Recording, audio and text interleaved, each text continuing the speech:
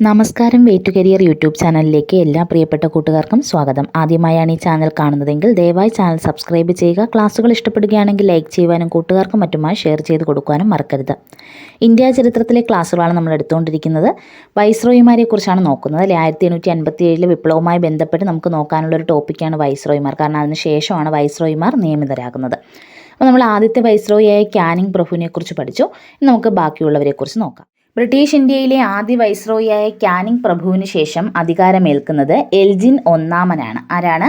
Elgin ഒന്നാമൻ. നമുക്കറിയാം 1856 canning പ്രഭു governor ജനറലായിട്ട് അധികാരമേൽക്കുകയും 57 വിപ്ലവത്തിന് ശേഷം 1858 വൈസ്രോയി ആയിട്ട് അധികാരമേൽക്കുകയാണ് ചെയ്യുന്നത്. ഓക്കെ ആണല്ലോ, നമ്മളത് കഴിഞ്ഞ ക്ലാസ്സിൽ പഠിച്ചതാണ്. ക്ലാസ്സുകൾ കാണാത്തവരുണ്ടെങ്കിൽ കഴിഞ്ഞ ക്ലാസ് കൂടി കാണുക കേട്ടോ. അതിനുശേഷം ഈ ക്ലാസ് കാണുക. അതൊരു തുടർച്ചയായിട്ടുള്ള ക്ലാസ്സാണ് കേട്ടോ ഇന്ത്യൻ ഹിസ്റ്ററിയിൽ. ഓക്കെ, അപ്പോൾ എൽജിൻ ഒന്നാമനാണ്, എൽജിൻ ഫസ്റ്റാണ് ക്യാനിങ് പ്രഭുവിന് ശേഷം ആരാകുന്നത്? വൈസ്രോയി ആകുന്നത്. 1862 മുതൽ 1863 വരെയുള്ള കാലഘട്ടത്തിൽ മാത്രമാണ് അദ്ദേഹം എന്തായിട്ടിരുന്നത്? വൈസ്രോയി ആയിട്ടിരുന്നത്. ഓക്കെ, കാനഡ പ്രവിശ്യയുടെ ഗവർണർ ജനറലായ ശേഷം ഇന്ത്യയുടെ വൈസ്രോയിയാണ് എൽജിൻ ഒന്നാമൻ എന്ന് പറയുന്നത്. കാനഡ പ്രവിശ്യയുടെ ഗവർണർ ജനറലായ ശേഷം ഇന്ത്യയുടെ വൈസ്രോയി ആയ ആളാണ് ആരെന്ന് പറയുന്നത്? എൽജിൻ ഒന്നാമൻ. വഹാബി ലഹള അടിച്ചമർത്തിയ വൈസ്രോയി ആരാണെന്ന് ചോദിച്ചാൽ ആരാണ്? എൽജിൻ ഒന്നാമനാണ്. വഹാബി ലഹള അടിച്ചമർത്തിയ വൈസ്രോയി ആരാണ്? എൽജിൻ ഒന്നാമനാണ്. എന്താണ് വഹാബി ലഹള അല്ലെങ്കിൽ വഹാബി പ്രസ്ഥാനം എന്ന് പറയുന്നത്? റായി ബറേലിയിലെ ഒരു നേതാവായിട്ടുള്ള സയ്യിദ് അഹമ്മദ് അല്ലെങ്കിൽ സയ്യിദ് അഹമ്മദ് ബറേലി എന്നറിയപ്പെടുന്ന ഒരു വ്യക്തി ആരംഭിച്ച ഒരു സാമൂഹിക മത നവീകരണ പ്രസ്ഥാനമാണ് ഇതെന്ന് പറയുന്നത് വഹാബി പ്രസ്ഥാനം എന്ന് പറയുന്നത്. ഇത് ആരംഭിക്കുന്നത് 1820-ലാണ്. 1820 ആരംഭിച്ച ഒരു സാമൂഹിക മത നവീകരണ പ്രസ്ഥാനം, പ്രധാനമായും ഒരു ഇസ്ലാം മത നവീകരണ പ്രസ്ഥാനം, ഇസ്ലാം നവോത്ഥാന പ്രസ്ഥാനമാണ് ഇതെന്ന് പറയുന്നത് വഹാബി പ്രസ്ഥാനം എന്ന് പറയുന്നത്. ഓക്കെ, ആ കാലഘട്ടത്തിൽ എന്താണ് മുസ്ലിങ്ങളുടെ ആചാരങ്ങൾക്ക് മേൽ അല്ലെങ്കിൽ ഇസ്ലാം മതക്കാരുടെ ആചാരങ്ങൾക്ക് മേൽ സിഖുകാരും പഞ്ചാബികളും ബ്രിട്ടീഷുകാരും ഒക്കെ ചെലുത്തിയ സ്വാധീനം തടയാൻ വേണ്ടിയിട്ട് കൊണ്ടുവന്നൊരു പ്രസ്ഥാനം, അവരുടെ ആചാരങ്ങളെയൊക്കെ സംരക്ഷിക്കാൻ വേണ്ടിയിട്ട് കൊണ്ടുവന്നൊരു പ്രസ്ഥാനമാണ് വഹാബി പ്രസ്ഥാനം എന്ന് പറയുന്നത്. 1857 വിപ്ലവത്തിൽ ഇത് വിപ്ലവകാരികളുടെ കൂടെ ഇവരും അണിചേരുകയൊക്കെ ചെയ്തിരുന്നു. എന്നാൽ എൽജിൻ ഒന്നാമൻ അധികാരത്തിലെത്തുന്ന സമയത്ത് ഈ ലഹള അടിച്ചമർത്തുകയാണ് ചെയ്തത്. ബ്രിട്ടീഷുകാർക്കെതിരെയൊക്കെ ഇവർ പോരാട്ടങ്ങൾ തുടങ്ങിയപ്പോൾ എന്ത് ചെയ്തു? എൽജിൻ ഒന്നാമൻ ഈ വഹാബി ലഹള അടിച്ചമർത്തുകയാണ് ഉണ്ടായത്. അപ്പോൾ വഹാബി ലഹള അടിച്ചമർത്തിയ വൈസ്രോയി ആരാണെന്ന് വെച്ചാൽ അത് എൽജിൻ ഒന്നാമനാണ്. വഹാബി ലഹള ആരംഭിച്ചതെന്നാണ് അല്ലെങ്കിൽ വഹാബി പ്രസ്ഥാനം ആരംഭിച്ചതെന്നാണെന്ന് വെച്ചാൽ 1820-ലാണ്. ആരാണ് ആരംഭിച്ചത്? സയ്യിദ് അഹമ്മദ് ബറേലിയാണ്. സയ്യിദ് അഹമ്മദ് ബറേലിയാണ്. പോയിന്റുകൾ ക്ലിയർ ആയല്ലോ. 1862 കൽക്കട്ട, ബോംബെ, മദ്രാസ് ഹൈക്കോടതികൾ നിലവിൽ വന്നപ്പോൾ വൈസ്രോയി ആരാണ്? എൽജിൻ ഒന്നാമനാണ്. ഓക്കെ, ഹൈക്കോർട്ട് ആക്ട് നിലവിൽ വന്നപ്പോൾ വൈസ്രോയി ആരായിരുന്നു? അത് ക്യാനിങ് പ്രഭു ആയിരുന്നു. ഹൈക്കോർട്ട് ആക്ട് നിലവിൽ വന്നപ്പോൾ ക്യാനിങ് പ്രഭു ആയിരുന്നു. എന്നായിരുന്നു ഹൈക്കോർട്ട് ആക്ട്? 1861-ലായിരുന്നു. അപ്പോൾ 1861 ഹൈക്കോർട്ട് ആക്ട് പാസ്സാവുമ്പോൾ ക്യാനിങ് പ്രഭു ആണ്. എന്നാൽ ഹൈക്കോടതികൾ നിലവിൽ വരുമ്പോൾ ആരാണ് വൈസ്രോയി? എൽജിൻ ഒന്നാമനാണ്. 1862 കൽക്കട്ട, ബോംബെ, മദ്രാസ് ഹൈക്കോടതികൾ നിലവിൽ വരുമ്പോൾ വൈസ്രോയി എൽജിൻ ഒന്നാമനാണ്. ഓക്കെ, ക്യാനിങ് പ്രഭുവിൻ്റെ കാലത്ത് 1861 ഇന്ത്യൻ ഹൈക്കോർട്ട് നിയമം പാസ്സായി. ഓരോ സംസ്ഥാന തലസ്ഥാനത്തും ഓരോ ഹൈക്കോടതി വീതം സ്ഥാപിക്കുകയാണ് ഉണ്ടായത്. ഈ നിയമത്തെ തുടർന്ന് ഇന്ത്യയുടെ ആദ്യ ഹൈക്കോടതി സ്ഥാപിക്കപ്പെട്ടത് എവിടെയാണെന്ന് വെച്ചാൽ അത് കൽക്കട്ടയിലാണ്. ഇന്ത്യയുടെ ആദ്യ ഹൈക്കോടതി സ്ഥാപിക്കപ്പെട്ടത് എവിടെയാണ്? കൽക്കട്ടയിലാണ്. അപ്പോൾ ഇത്രയും കാര്യങ്ങളാണ് എൽജിൻ ഒന്നാമനെ കുറിച്ച് നമുക്ക് ഓർത്തിരിക്കാനുള്ളത്. പ്രധാനമായും വഹാബി ലഹള അടിച്ചമർത്തിയ വൈസ്രോയി, പിന്നെ ഏതാണ്? ഇന്ത്യയുടെ ആദ്യത്തെ ഹൈക്കോടതി സ്ഥാപിതമായപ്പോൾ അല്ലെങ്കിൽ കൽക്കട്ട, ബോംബെ, മദ്രാസ് ഹൈക്കോടതികൾ സ്ഥാപിതമായപ്പോൾ ആരാണ് വൈസ്രോയി എന്ന് വെച്ചാൽ ആരാണ്? എൽജിൻ ഒന്നാമനാണ്. അദ്ദേഹത്തിൻ്റെ കാലഘട്ടം 1862-1863 ആണ്. ഓക്കെ ആണല്ലോ. അടുത്ത വൈസ്രോയി എൽജിൻ ഒന്നാമന് ശേഷം നിലവിൽ വരുന്നത് സർ ജോൺ ലോറൻസ് ആണ്. ആരാണ്? സർ ജോൺ ലോറൻസ് ആണ്. അദ്ദേഹം 1864 മുതൽ 1869 വരെയുള്ള കാലഘട്ടത്തിലാണ് ഇന്ത്യയിൽ വൈസ്രോയി ആയിട്ടിരുന്നത്. ഓക്കെ, 63 വരെ എൽജിൻ ഒന്നാമനായിരുന്നു. 64 മുതൽ 69 വരെ ആരാണ്? സർ ജോൺ ലോറൻസ് ആണെന്ന് ആലോചിച്ച് വെച്ചേക്കാം. രണ്ടാം ആംഗ്ലോ സിഖ് യുദ്ധത്തിൻ്റെ ഫലമായി ഡൽഹൌസി പ്രഭു 1849 പഞ്ചാബ് ബ്രിട്ടീഷ് ഇന്ത്യയോട് കൂട്ടിച്ചേർത്തു എന്നാണ്. രണ്ടാം ആംഗ്ലോ സിഖ് യുദ്ധത്തിൻ്റെ ഫലമായിട്ട് ഡൽഹൌസി പ്രഭു 1849 പഞ്ചാബ് ബ്രിട്ടീഷ് ഇന്ത്യയോട് കൂട്ടിച്ചേർത്തു. ഗവർണർ ജനറലായിട്ടിരുന്ന സമയത്താണ് ഡൽഹൌസി പ്രഭു ഗവർണർ ജനറലായിരുന്ന സമയത്ത് പഞ്ചാബ് ബ്രിട്ടീഷ് ഇന്ത്യയോട് കൂട്ടിച്ചേർത്തിരുന്നു. പഞ്ചാബിലെ ആദ്യ കമ്മീഷണർ ആയിരുന്നു ആര്? ജോൺ ലോറൻസ് എന്ന് പറയും. പഞ്ചാബിലെ ആദ്യ കമ്മീഷണർ എന്ന് പറയുന്നത് ആരായിരുന്നു? ജോൺ ലോറൻസ് ആയിരുന്നു പഞ്ചാബിലെ ആദ്യ കമ്മീഷണർ. അപ്പോൾ രണ്ടാം ആംഗ്ലോ സിഖ് യുദ്ധത്തിൻ്റെ ഫലമായി ഡൽഹൌസി പ്രഭു 1849 പഞ്ചാബ് ബ്രിട്ടീഷ് ഇന്ത്യയോട് കൂട്ടിച്ചേർത്തിരുന്നു. ആ ബ്രിട്ടീഷ് ഇന്ത്യയോട് കൂട്ടിച്ചേർത്ത സമയത്ത് പഞ്ചാബിലെ ആദ്യ കമ്മീഷണറായിട്ട് നിയമിച്ചത് ആരെയായിരുന്നു? ഈ ജോൺ ലോറൻസിനെ ആയിരുന്നു. അദ്ദേഹമാണ് പിന്നീട് ബ്രിട്ടീഷ് ഇന്ത്യയുടെ വൈസ്രോയി ആയിട്ട് ചുമതലയേൽക്കുന്നത്.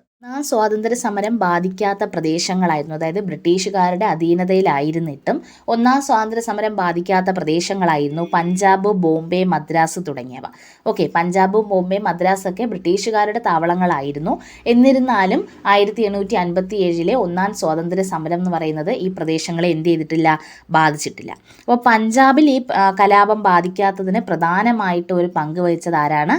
ജോൺ ലോറൻസ് ആണ്.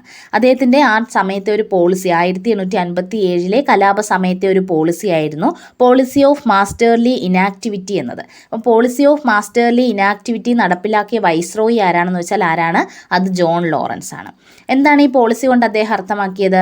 അദ്ദേഹം എന്താണ്, നേരിട്ട് പഞ്ചാബ് എന്ത് ചെയ്യുന്നില്ല, യുദ്ധത്തിൽ ഏർപ്പെടുന്നില്ല, അല്ലെങ്കിൽ അവിടെയുള്ള ജനതയുമായിട്ട് എന്ത് ചെയ്യുന്നില്ല, യുദ്ധത്തിൽ ഏർപ്പെടുന്നില്ല, അല്ലെങ്കിൽ കലാപത്തിൽ ഏർപ്പെടുന്നില്ല. അപ്പോൾ അവിടെ സംരക്ഷകനായിട്ടുള്ള ഒരു രീതിയിലാണ് ആര് നിൽക്കുന്നത്? പഞ്ചാബിൽ ജോൺ ലോറൻസ് നിൽക്കുന്നത്. അദ്ദേഹത്തിൻ്റെ ചുറ്റുമുള്ള പ്രദേശങ്ങളെ, പഞ്ചാബിന് ചുറ്റുമുള്ള പ്രദേശങ്ങളിലേക്ക് അദ്ദേഹത്തിൻ്റെ കയ്യിലുള്ള സൈന്യത്തിൻ്റെ ഒരു ഭാഗത്തെ പല ഭാഗങ്ങളിലേക്ക് അയക്കുകയും, അപ്പോൾ എന്ത് ചെയ്യുക, ചുറ്റുമുള്ള പ്രദേശങ്ങളിൽ ഈ ഒരു കുറച്ച് പേരെ സൈന്യത്തെ കൊടുക്കുന്നത് കൊണ്ട് തന്നെ ചുറ്റുമുള്ള പ്രദേശങ്ങളിലെ നേതാക്കന്മാർ എന്ത് ചെയ്യും, പഞ്ചാബിലേക്ക് ആരും കടക്കാതെ നോക്കിക്കോളും. പഞ്ചാബിലേക്ക് എത്തുന്നതിന് മുമ്പേ തന്നെ അദ്ദേഹത്തിൻ്റെ ചുറ്റുമുള്ള പ്രദേശങ്ങളിൽ എത്തുമ്പോൾ തന്നെ അവിടെ എന്ത് ചെയ്യും, കലാപം അടിച്ചമർത്തപ്പെടും. അപ്പോൾ അങ്ങനെ ചെയ്യാൻ വേണ്ടിയിട്ടാണ് കുറച്ച് പേര്, നമ്മളിപ്പോൾ ഒരു കാര്യം അങ്ങോട്ട്, ഞാനൊരു 5000 പട്ടാളക്കാരെ നിങ്ങൾക്ക് തരാം, നിങ്ങൾക്ക് യുദ്ധം നടക്കുമല്ലേ, അപ്പോൾ 5000 പട്ടാളക്കാരെ ഞാൻ നിങ്ങൾക്ക് തരാം, നിങ്ങളൊരു കാര്യം ചെയ്താൽ ഞങ്ങളുടെ പ്രദേശത്തേക്ക് കലാപകാരികൾ കടക്കാതെ നോക്കിയാൽ മതി എന്നുള്ള രീതി പറയുമ്പോൾ അവിടെ എന്ത് ചെയ്യുകയാണ്, പഞ്ചാബിനെ സംരക്ഷിച്ച് നിർത്തുകയാണ്. അങ്ങനെ ഓരോ ഭാഗങ്ങളിലേക്കും പട്ടാളക്കാരെ അയക്കുന്നത് കൊണ്ട് തന്നെ ബ്രിട്ടീഷുകാർക്ക് വിജയിക്കാനുള്ള സാധ്യത കൂട്ടിക്കൊടുക്കുകയാണ് ആര് ചെയ്യുന്നത്? ജോൺ ലോറൻസ് ചെയ്യുന്നത്. അതുകൊണ്ടാണ് അദ്ദേഹം ബ്രിട്ടീഷ് ഇന്ത്യയുടെ സംരക്ഷകനെന്നും പഞ്ചാബിൻ്റെ സംരക്ഷകനെന്നും വിജയത്തിൻ്റെ സംഘാടകൻ എന്നും ഒക്കെ അറിയപ്പെടുന്നത്. വിജയത്തിൻ്റെ സംഘാടകൻ എന്നറിയപ്പെടുന്ന ബ്രിട്ടീഷ് ഇന്ത്യയിലെ വൈസ്രോയി ആരാണെന്ന് വെച്ചാൽ ആരാണ്? അത് ജോൺ ലോറൻസ് ആണ്. പഞ്ചാബിൻ്റെ സംരക്ഷകൻ, പഞ്ചാബിൻ്റെ രക്ഷകൻ എന്നൊക്കെ അറിയപ്പെടുന്ന ആരാണ്? ജോൺ ലോറൻസിനെയാണ്. ബ്രിട്ടീഷ് ഇന്ത്യയുടെ സംരക്ഷകൻ എന്നറിയപ്പെടുന്നതും ജോൺ ലോറൻസിനെയാണ്. എന്തുകൊണ്ടാണ് അദ്ദേഹത്തെ ഇങ്ങനെയൊക്കെ വിളിക്കുന്നതെന്ന് മനസ്സിലായല്ലോ. ഓക്കെ, 1864 ഇന്ത്യയിൽ വനം വകുപ്പ് സ്ഥാപിച്ച സമയത്തെ വൈസ്രോയി ആരാണ്? അത് സർ ജോൺ ലോറൻസ് ആണ്. 1864 ഇന്ത്യയിൽ വനം വകുപ്പ് ആരംഭിച്ച വൈസ്രോയി ആണ് ആരെന്ന് പറയുന്നത്?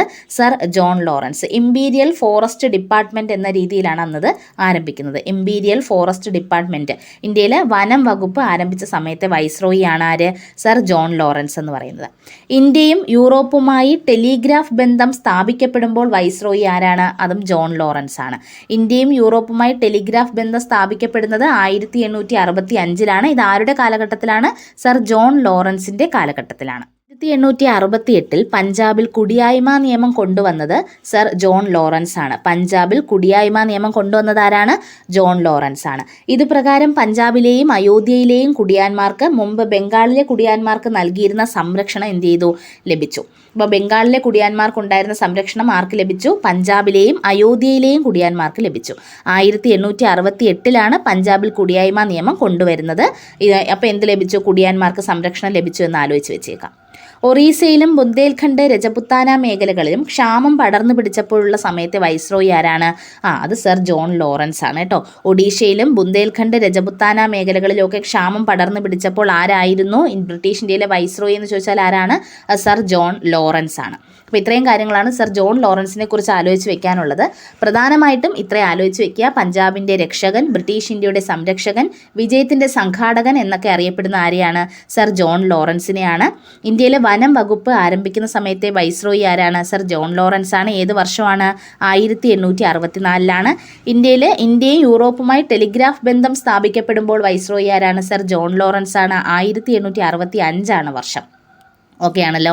പിന്നെ പഞ്ചാബിലെ ആദ്യ കമ്മീഷണർ ആരായിരുന്നു എന്ന് വെച്ചാൽ അത് ജോൺ ലോറൻസ് ആയിരുന്നു. അതൊന്ന് ആലോചിച്ച് വെച്ചേക്കാം. പിന്നെന്താണ്? 1868 പഞ്ചാബിൽ കുടിയായ്മ നിയമം കൊണ്ടുവന്നപ്പോൾ ആരായിരുന്നു വൈസ്രോയി? സർ ജോൺ ലോറൻസ് ആണ്. ഒറീസ, ബുന്ദേൽഖണ്ഡ്, രജപുത്താന മേഖലകളിലുള്ള ക്ഷാമം പടർന്നു പിടിച്ചപ്പോഴുള്ള വൈസ്രോയി ആരാണ്? സർ ജോൺ ലോറൻസ് ആണ്. നിങ്ങൾ ക്ലാസ്സുകൾ വീണ്ടും കേട്ടാൽ മതി. ഇന്ത്യൻ ഹിസ്റ്ററിയാണ്. കുറച്ച് പുറകിലോട്ടുള്ള കാര്യങ്ങളാകുമ്പോൾ നമുക്ക് ഓർത്തിരിക്കാൻ കുറച്ച് ബുദ്ധിമുട്ട് വരും. ക്ലാസ്സുകൾ വീണ്ടും കേൾക്കുക, നോട്ടുകൾ കൃത്യമായിട്ട് എഴുതിയെടുക്കുക.